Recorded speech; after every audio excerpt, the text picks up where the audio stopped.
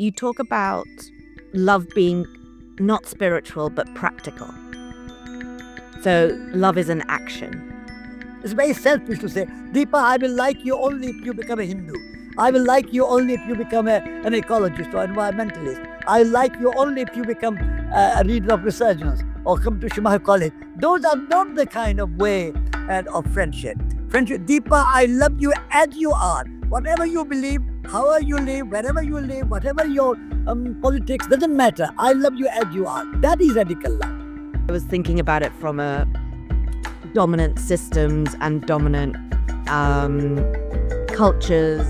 Nobody can dominate you. Others can dominate you only because you let them dominate you. Nobody has power to dominate you unless you submit to that domination. So each and every one of us can live totally free if we wish to. Even in poverty, people can live very free.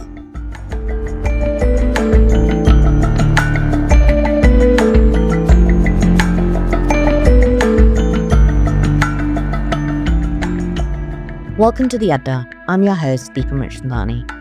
Whether a European salon or an Indian Adda, the tradition to come together to chat over the issues of the day is an old one. In our modern lifestyles, however, it's hard to find spaces for nuanced conversations, genuine and inclusive dialogue. So we've created our own. Adda is the Hindi word for the place where people come together to deliberate, disagree, and move on better for the experience of having had the chance to do it. Back in 2020, we opened up a deliberately small online space for people to have messy conversations. The backdrop at the time was a global pandemic, institutional racism, and collective hypocrisy showing up at the time of Black Lives Matter, sexual violence and dominant culture and power dynamics being called out, coupled with collective isolation, fear, and a growing cancel culture. Places to be open about the unknown, our uncertainties, and just not having all the answers didn't really exist. That's where the Adda started. Today, we continue to be a space where the topics affecting our world are brought to the fore and unpicked, so that we can better understand them and ourselves. We come with a sense of curiosity and a desire that by exploring different perspectives, maybe we can grow and show up a little bit better in the world. We're believers that good conversations lead to better perspectives, and better perspectives undoubtedly lead to better decision making and action. We're really pleased that you're here to be part of it. In this episode, we share our conversation with my dear friend Satish Kumar. Satish is a total legend, a peace pilgrim, an activist, an inspiration, and in practical terms, the founder of Resurgence magazine and Schumacher College, inspiring thousands of people to embark on connecting with themselves, the land, and community at large. He's done this work over decades. In this group session, we had a beautiful exploration of what the radical and radical love is, what it takes to really show up amidst the struggles of working in the impact and regenerative world, and what it takes to trust just as deeply. It was a multifaceted conversation where we covered so much, from the challenges of showing up, our education systems, expectations, and challenging the norm. I also had Satish turn the idea of power on its head for me, which may well have changed my lens on it for life. Most beautiful of all, he provided a reminder of our own capabilities, our trust in radically loving ourselves. It felt like a blessing in the Zoom room, and I hope it feels like a blessing for you too. I hope you enjoy this exploration. Satish, I wanted us to talk a little bit on the deeper, messier level of what are the practicalities when we're talking about radical love. What does it mean to really show up? And how do we hold space for that when these are also worlds that are full of superficiality, appropriations, misrepresentation, misinformation? We can see that there's work being done that doesn't go far enough or deep enough to address the poly crisis, the meta crisis, and all the different crises that I'm up with. And then sometimes I kind of question, am I doing more harm than good? When we're trying to build regenerative and mission-driven futures. And so I want to start with that as a kind of the container and some of the pressure And then you say, show up with radical love.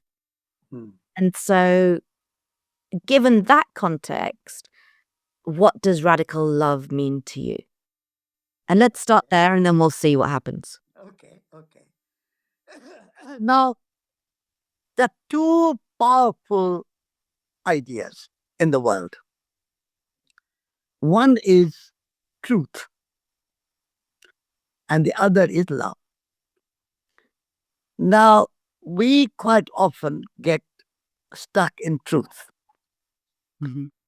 And truth is a bit elusive. Whose truth? What is truth?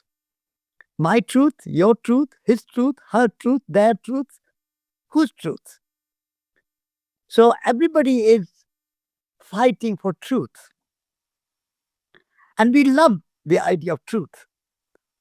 But I think truth is something which we need to question when we are talking about radical love. I would say love comes first and truth later.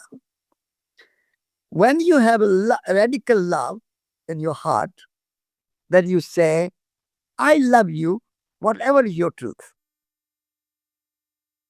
That's a radical love. I love you irrespective of your truth. I may disagree with you, I may not agree, I may not like your truth, I may have something different truth, but I still love you. That's a radical love.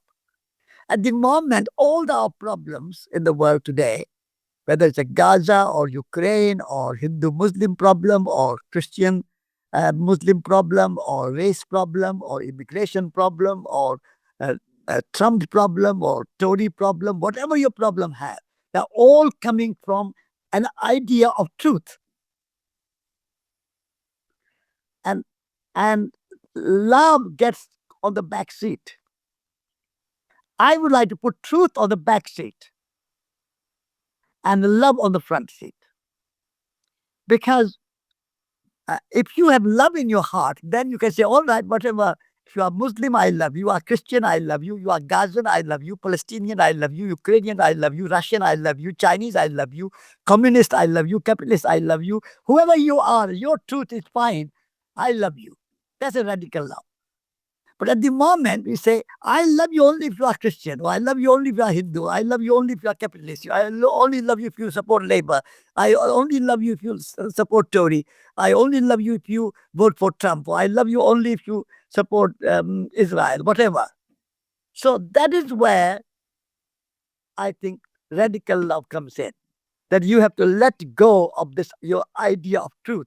And then you can say, whatever your truth has diversity, the truth comes in many forms, many disguises, many ways, many names, many titles, many philosophies, many this and that. But love is one. So that's the radical love. Are we prepared to let go of our truth and embrace love? And that sounds nice, and that sounds very wholesome. And so you talked about, and in the book you talk about loving those you disagree with. Yes. And you said, maybe people only love Trump. But what happens when you know that people you love and have kinship with have these opposing political views, right? Because it's almost, I'm flipping it, where you say, let's get rid of the truth.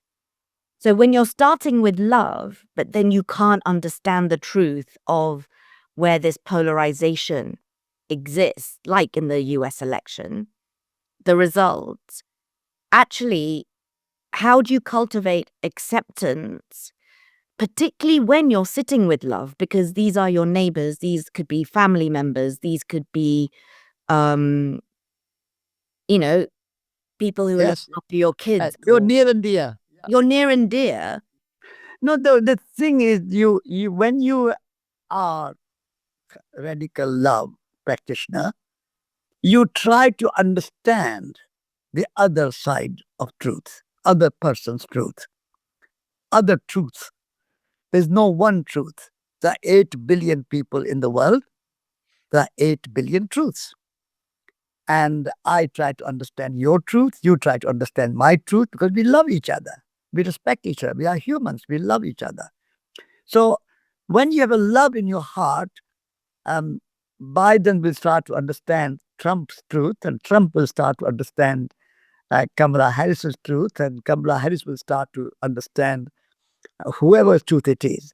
So understanding other truths and accommodating the diversity of truth diversity, like you have religious diversity, and you respect. Mahatma Gandhi said that God comes with many names. You can call Allah, you can call Ishwar, you can call God, you can call Jehovah, you can call something. God comes in many names. So, so truth has many aspects. So the moment you have love in your heart, you try to understand other person's truth, the way they are looking, the way they are, because everybody has something in that.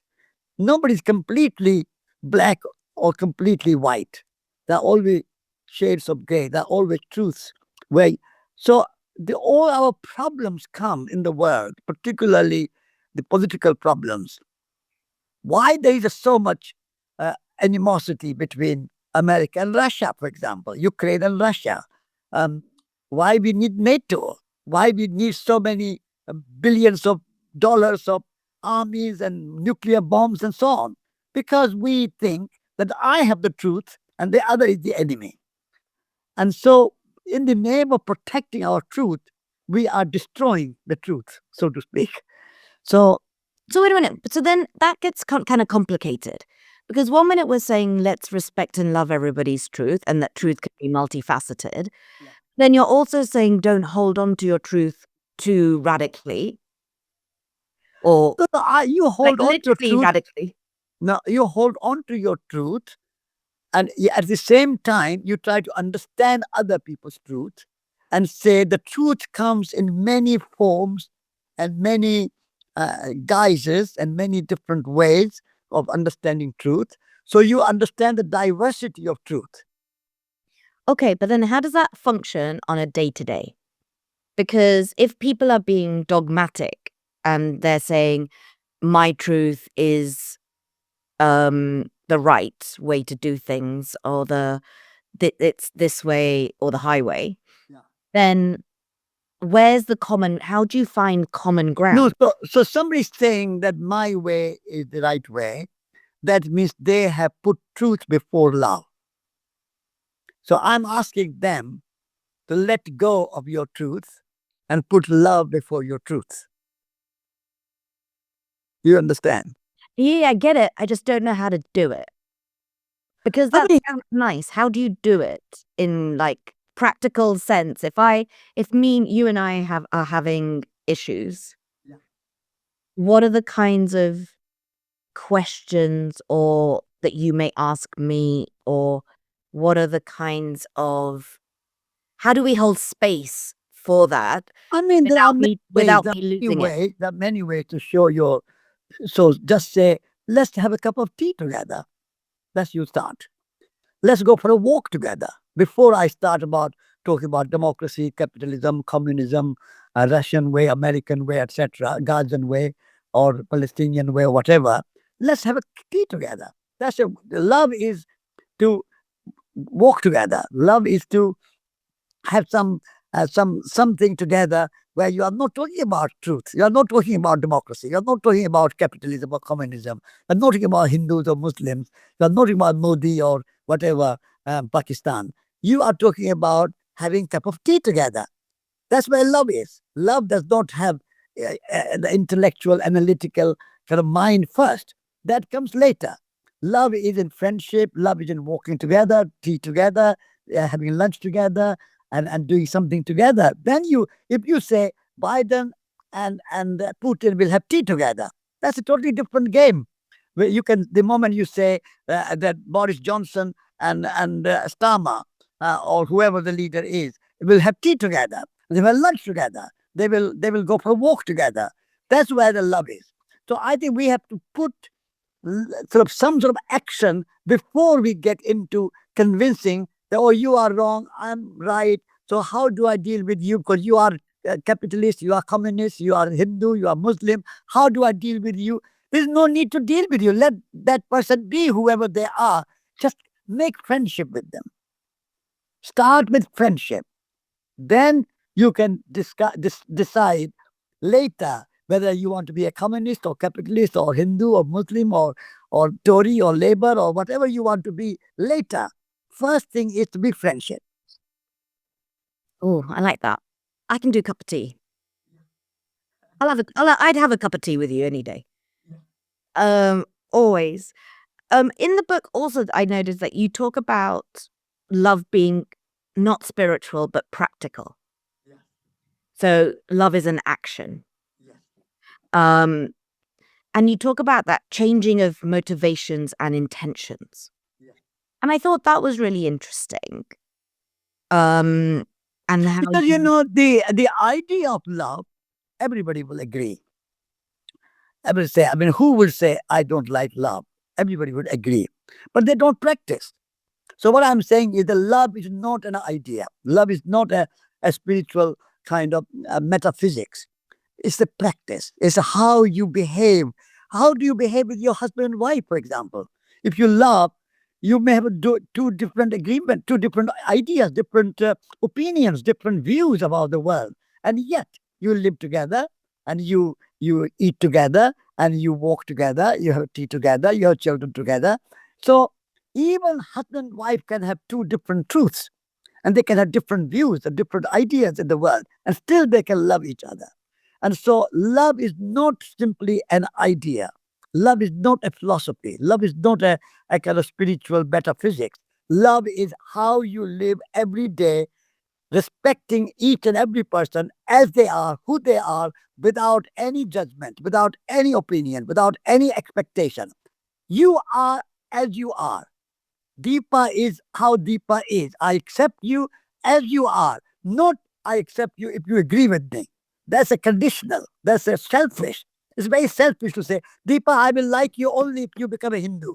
I will like you only if you become an ecologist or environmentalist. I like you only if you become a reader of Resurgence or come to Schumacher College. Those are not the kind of way of friendship. Friendship, Deepa, I love you as you are. Whatever you believe, however you live, wherever you live, whatever your politics, doesn't matter. I love you as you are. That is radical love. But everybody should be a member of Resurgence and be subscribers to Resurgence magazine. That comes later. And then we will love you a little bit more. But yeah. And so then my last question then, before I let other people get involved, is this idea of the radical side of this. Yeah. Right? Because, I mean, reading the book, I mean, I don't know how many times, has anybody checked how many times the word love is used in the book? Many times. It's many times. Yeah. But then what makes this kind of love the radical kind? Because love is love, right? Is what you're saying, is if you show No, radical is radical word comes from going to the root of the matter. Now, if you say radical love, then you are really saying, what is the root? What is the kind of fundamental? What is the foundation? What is the kind of origin? Where does love start? You go back to the first principle. So going to the root, going to the basic, going to the foundation, that's radical. Conditional. How do we do that? How we do that? By exploring in your own awareness, in your own mind, in your own consciousness, you explore the idea that how I can accept other person and how can I accept myself as I am. Radical love also requires loving yourself. Not only loving others, but loving yourself as you are. And we don't love ourselves. Radical love requires our self-love. And we say, oh, I'm not good, I'm not this, I'm not that, I can't do this, I'm not good enough. We quite often have an inferiority complex. We don't appreciate who we are. So radical love is to see radical love is not ego, But radical love is to love yourself, so accept yourself as you are. That's also important. So, how you do it is to be mindful, be aware, be thoughtful, and be considerate, and say, what is reality? What is reality? Who am I? Who is other person? We are all humans, and on the larger picture, we transcend all our kind of petty uh, opinions and views and so on. We transcend, and we come to a field where right and wrong are left behind.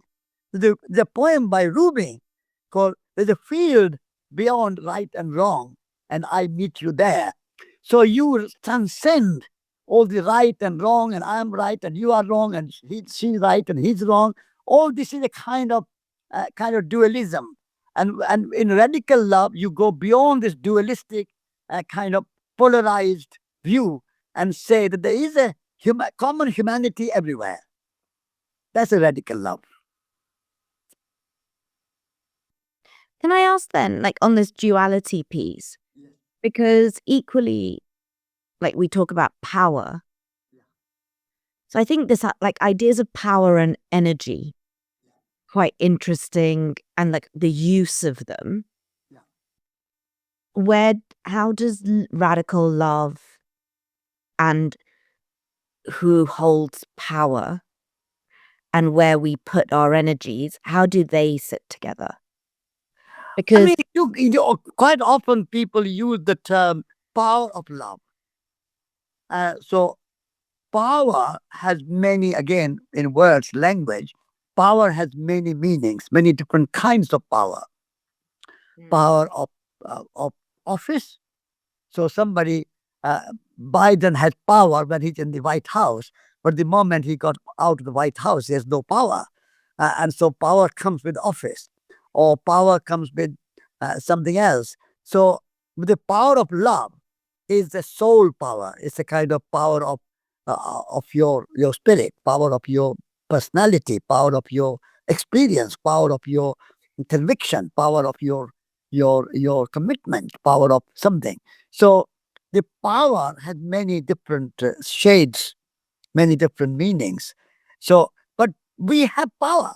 Each and every one of us have a soul power. Enormous. Each and every human being had an enormous power. Shakespeare had power to influence millions of people for hundreds of years to come. A painter and an artist had a power. An orator has power. There's a spiritual power. Jesus Christ had a power. So power of music is amazing. When you are listening to some great, deep, profound music, you are so moved, and then you are transported to some other world. That's a power. So power comes from many, many forms, and the power of love is so strong that uh, I left home because of love. That people leave their home, people leave their country and go and live in different country. They leave jobs because the power of love, falling in love, changes their lives. So love has a great power. I love the fact that you come up with that, whereas I was totally talking about dominance. Okay. And so I think that kind of sums it up, right? I've got a lot Yeah. of work to do because I was thinking about like when I think of power, I love the fact that you've completely turned it on its head for me, because I was thinking about it from a dominant systems and dominant cultures and Yeah. dominant. So the dominant cultures, Deepa, can dominate only if you accept it. If Right. you don't accept it, nobody can dominate you. Nobody, not even in prison. Nelson Mandela was in prison for 27 years, and he was offered many times to go free and don't talk about apartheid. Go and practice your legal practice without interfering in politics. I said, no, I'm very happy in prison. 27 years, can you imagine? And he was not dominated. He was not. He was not enslaved. He was not disempowered. He had power of himself, and nobody could dominate him. So, the moment you say, "I am free," You are free even in prison. You are free even whatever the external circumstances. The power of freedom in your consciousness, in your inner heart, in your inner soul, in your inner spirit, in your own way of thinking and being is so powerful that nobody can dominate you. Others can dominate you only because you let them dominate you. Mm. Nobody has power to dominate you unless you submit to that domination. So each and every one of us can live totally free if we wish to. Crikey. Even in poverty, people can live very free. When, like, I feel like particularly people who work in the impact world or in the wanting to create change in the world space, we often work in binaries because what we want is good and what other people are doing is bad. And giving ourselves space to reflect and to see ourselves in the other is, I mean, I struggle. Yeah, and I find like, from my own personal experience, there was a long period of time where I felt very numb because yet another something else was going wrong. People were responding in a way that I thought was ineffective or unhelpful. Then there would be another crisis and more people are dying. And yet again, we're not showing up in a way that I think is morally, and it's my truth. And then I felt like I was going numb. And then you stop yourself from engaging and feeling. And and personally, I think in order to do this work, for me to do this work effectively, then owning all those feelings has to be the way that then I can be effective in showing up. And so there's a messiness in a lot of this that, and to me it feels like if I struggle with this, then then there are other people who struggle with it too. The thing is that if somebody is acting in the way that they are acting, we have to understand why are they acting that way. We can simply be judgmental and say, what you are doing is wrong. But that is not enough. We have to see why they are doing what they're doing. The moment we go into that understanding, then we can address the cause of their behavior. And by addressing the cause of their behavior, the behavior will change. At the moment we want to change the behavior without changing the cause of the behavior, that is the problem. So, uh, so Thich Nhat Hanh used to say somewhere, I have got a little something here. Love is understanding. Love is understanding. Love is understanding other people, their action, and why they are doing what they are doing, and reason. That understanding, that is important. Yeah. See, everything has to start with ourselves. We have to be the radiator of change. We have to be the light of change. We have to be um, who we want to be, because the the we are in a way the microcosm of macrocosm. We are a kind of miniature universe. And so when we see the world in ourselves and ourselves in the world, then there is no separation. And so when Buddha says that I have to deal with my own inner Mara and inner uh, crisis, inner anger, inner fear, inner whatever it is, and have a cup of tea with my own, that is the way that he managed to uh, be an example, be the light, be the radiator, and was able to shine and influence others. And so now there are millions of people following the Buddha because Buddha followed his own heart, and he came to terms with his own inner Mara. And what we need to do that, learning from that example, is to find our own inner um, Mara and then deal with it, and then find our own inner friend and inner God or inner divine, whatever it is, so that we can be at peace within ourselves. And when we are at peace within ourselves, that we can radiate that peace to our fellow citizens and our fellow family members and our neighbors and our countrymen and other world. So all the great examples of people like the Buddha or Jesus Christ or Mahatma Gandhi or Mother Teresa, they all had that. They came to terms with their own inner struggle. And that is where, when Deepa asked how we do it, in the Yes. beginning you asked how to do it, we have to start with ourselves. Particularly those of us who are working in spaces where we're trying to activate positive.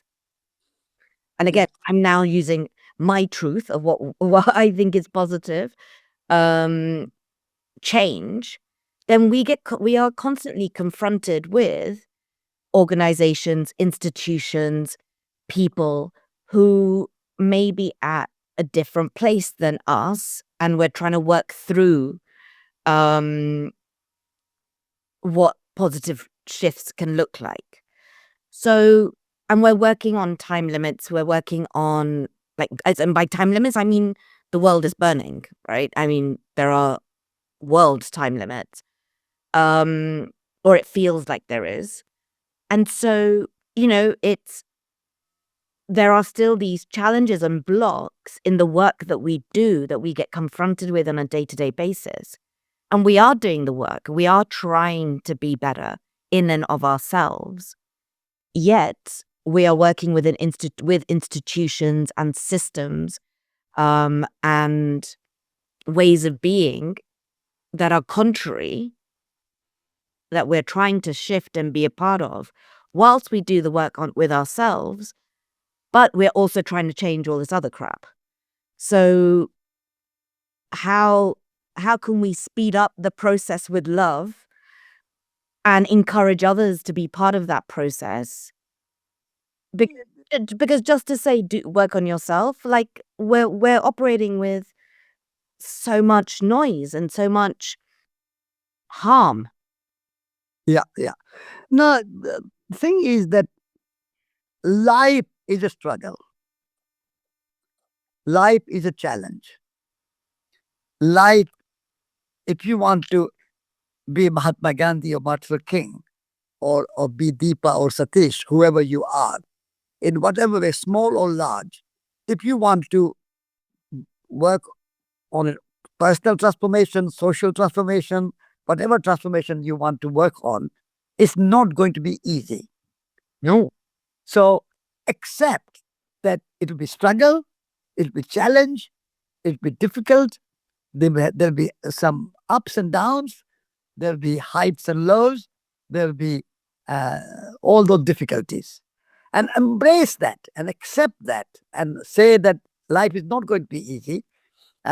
Running Resurgence is not easy. I've been running Resurgence for more than 40 years. Not easy.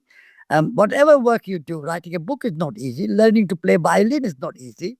Gardening is not easy. Never mind bring an end to imperialism and colonialism and racism and sexism. That's even more struggle.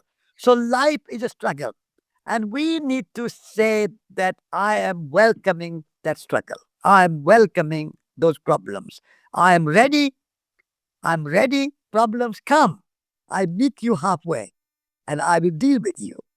Unless we are ready for challenges, unless we are ready and strong, and you use the word powerful, we have to have that inner power to face the challenge, face the difficulty, face the hardship, face the negativity, face the kind of opposition, whatever we are going to face, we have to face it and still remain loving and remain calm and remain patient and remain detached and continue on your journey. Even if you don't get results that you are seeking, even you don't achieve the program that you set on, the goal you set on, you may not achieve, and yet you don't give up. Until you die, you continue your struggle. That is how love works. Love is not a way of the weak. Love is a way of the brave. It needs a lot of courage to love in difficult circumstances. It was a lot of courage for people who have been on the path of love. They have been courageous. So it's a path of courage and struggle, and we have to be ready for it. Yeah. Struggle becomes easy. Problem becomes easy the moment you don't fear them and you accept them and you go through them. The difficulty comes when we fear and we don't want them, and therefore they become more difficult and more challenging and more hard. But the moment we accept the problems, you accept the difficulty, and you go through it. I mean, people fast many days voluntarily, and they go through it without any problem.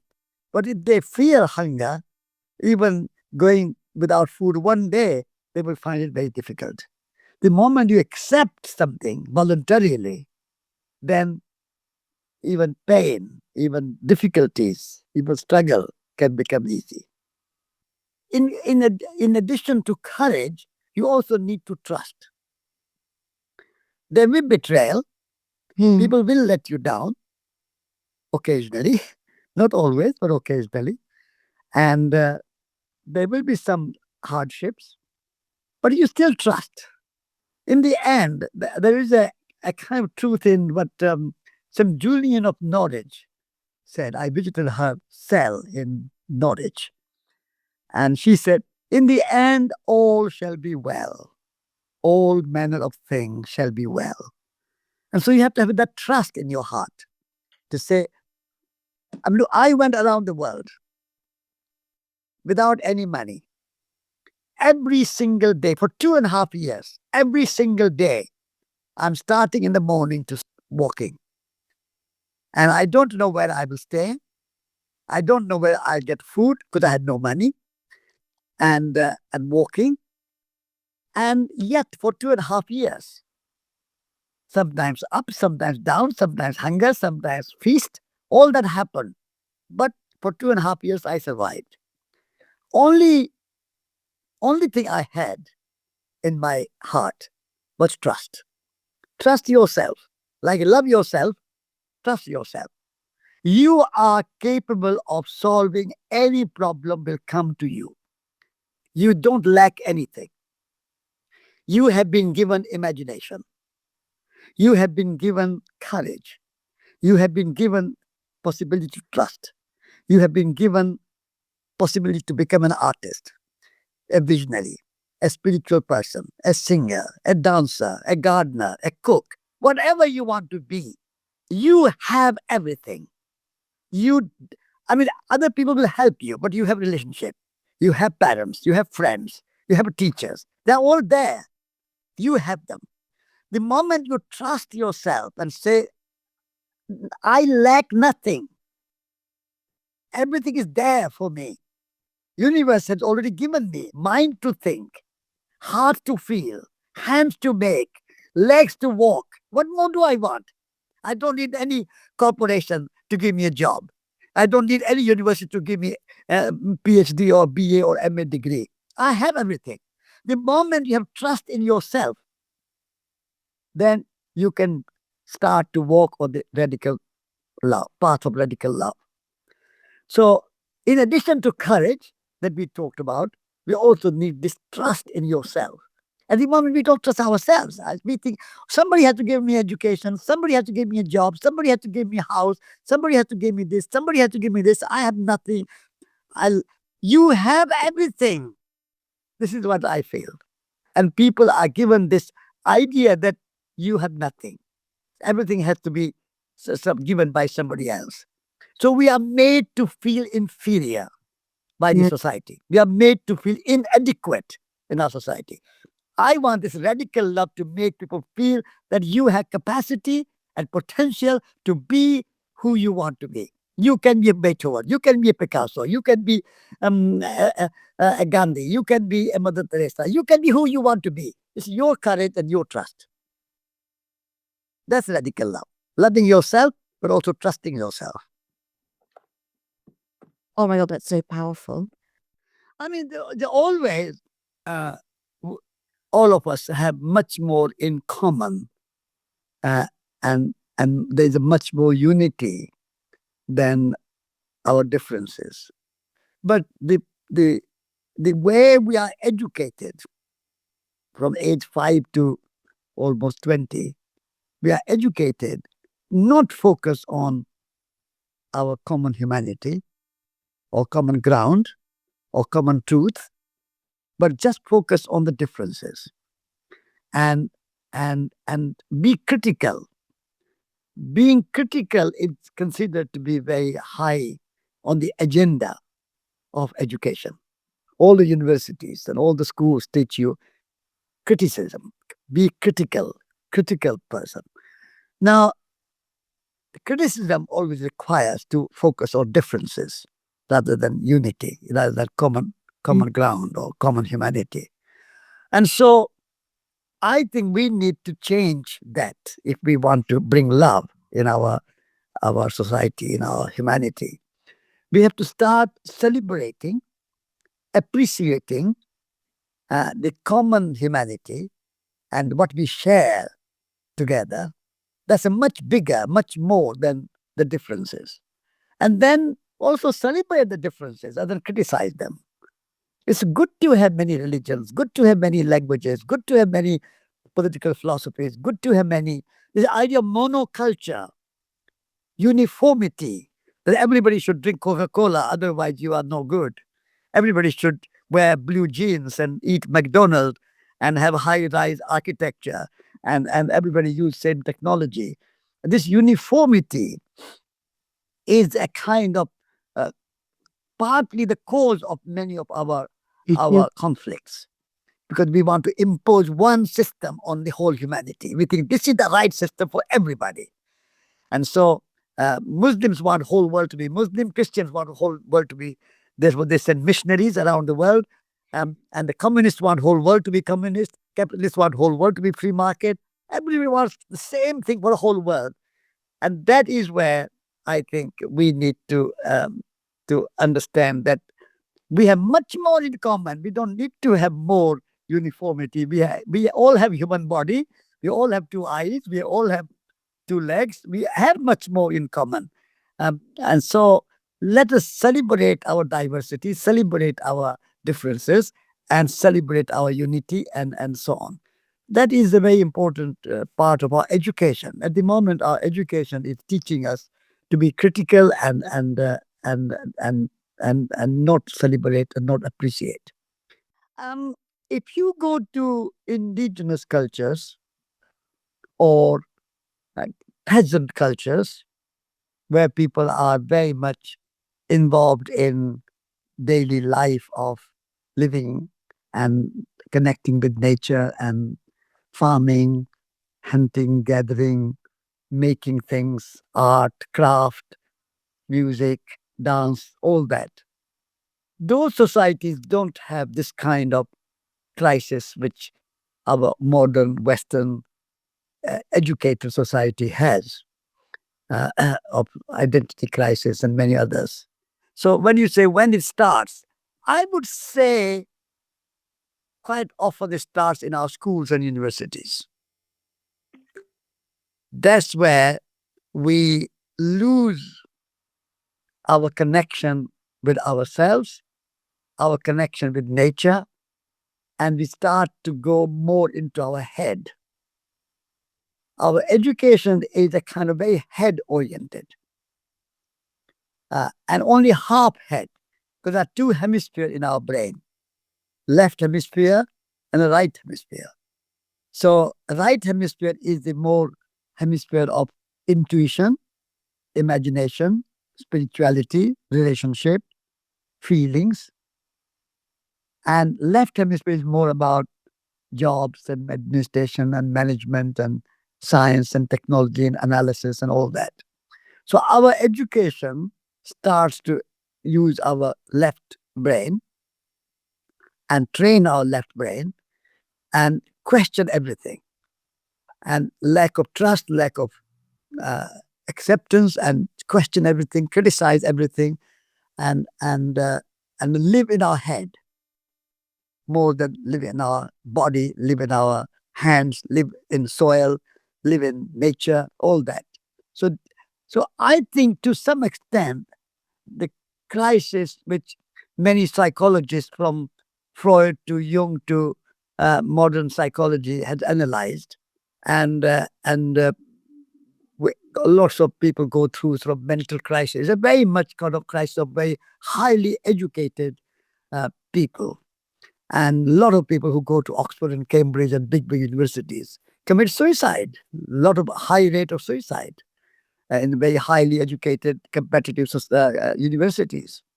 And so I would say we need to bring education of left brain and right brain together, so that both sides of brain, intuition, imagination, as well as administration and management. And also we need to bring education of head, because the people who are engaged in crafts, in art, in making, potters, furniture makers, gardeners, they seem to, in my understanding and my experience, they seem to escape this psychological crisis that you are talking about. But people who are living in their head and doing jobs which they don't enjoy doing, but they do it because they need money to pay the bills, and therefore they have to do the job. And so they are spending 10, 15, 20 years of their life doing things which they don't enjoy doing, but they are forced to do because they need to pay the bills, they need to pay the mortgage, they need to pay the kind of this and that. And so this crisis we are talking about is very much a crisis of very highly educated and highly left brain, deprived of art, craft, culture, gardening, cooking, farming, making, building, living life in a kind of, and using their body. So I think this mental crisis is very much the left brain crisis we have today. So I would say that if we want to address this, we need to come more in our body. We need to have education of head, education of heart, education of hands, education of life. And we need to do things which we enjoy doing, and not do things which are just forced to do and just to earn money. I think money should be a secondary thing. We should live good life, and money should come from that, rather than doing things which we don't like doing, but we have to do it so that we can earn money. That's where psychological crisis comes in. And a lot of psychoanalysis, you go and I mean, I know quite a few psychoanalysts, and the people, their clients are mostly highly educated, very rich, and doing things which they don't like doing, but they are forced to do it. Thank you so much, Satish. I want to say, like, on that point, though, I think it was 20 years ago when I first heard you speak, and the advice was, don't follow the standard line of you go to school, then you go to university, then you get a job, then you get a mortgage, then you get married, then you get a mortgage, then you get babies. And so then I thought, I'm free. I don't have to get married, and I don't have to get married in the traditional Indian way that was expected of me. And then 2 years ago, you said, come and do the Radical Love workshop. And I came, and then I quit my job. So I've been leading by your bad examples. Good. Lead And by I that example. Yeah. and I am super grateful for them, that you've led me down the route less traditional, or from a place of expectation. Yeah. Yeah. That sits on our shoulders. So I want to thank you from the bottom of my heart, because Thank you. it's Thank been you. 20 Thank you. years. Yeah. And so the fact that I can then share you with people who are all in their own way changing the world and inspiring the world, we have each other. Yes, we have each More other. than, That's it. more than anything, we have each other. Exactly. And I hope that these spaces will inspire us to connect and hold space for our own journeys. Thank you. Thank you. Thank you. It has been a pleasure. Very good conversation. Thank you so much. Enjoyed it. Thanks so much for listening to this episode of The Adda with the forever inspiring Satish Kumar. The Adda is brought to you by the Deep and Meaningful Consultancy. Production is managed by Urban Luca, and our music is from the song Unreasonable World by the phenomenally talented Bernard Schimpelsberger. To find out more about the Deep and Meaningful Consultancy, to sign up for our monthly newsletter, and also check out our group Adda sessions where we host small spaces for big messy topics like this one, please check out www.deepandmeaningful.co. We'll see you next time.